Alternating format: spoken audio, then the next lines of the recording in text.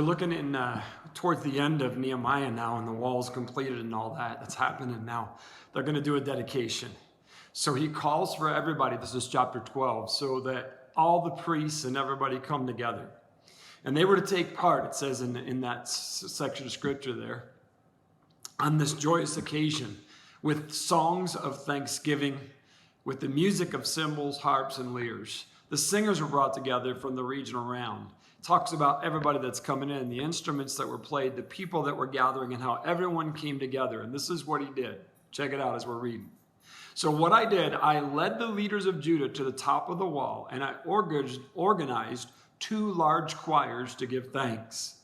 One of the choirs proceeded southward along the top of the wall. Then he asked the other ones to go northward.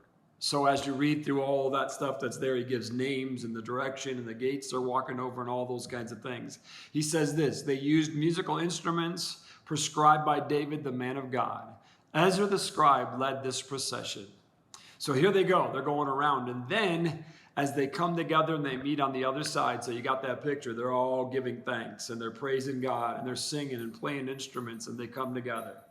So then they come together, and it says the 2 choirs that were giving thanks proceeded to the temple of God, where they took their places, and so did I.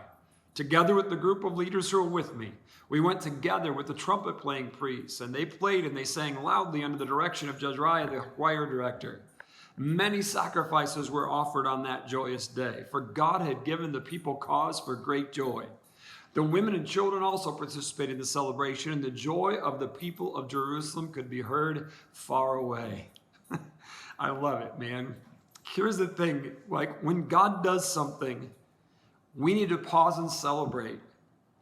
There's been more than one occasion that God has challenged me, and I have been caught by God and stopped in my tracks, that I simply see it, thank him for it, and I move on to the next thing without stopping, praising God and celebrating what he's done.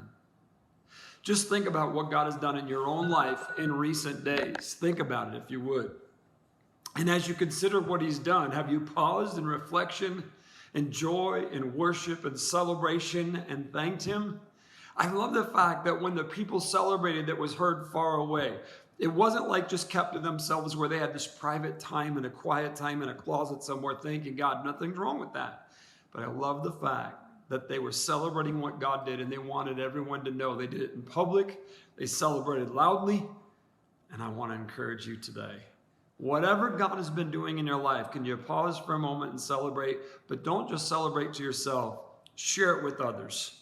Let the joy of the Lord be seen in your life. Let it be experienced by others. Let them know what an amazing thing God has done for you.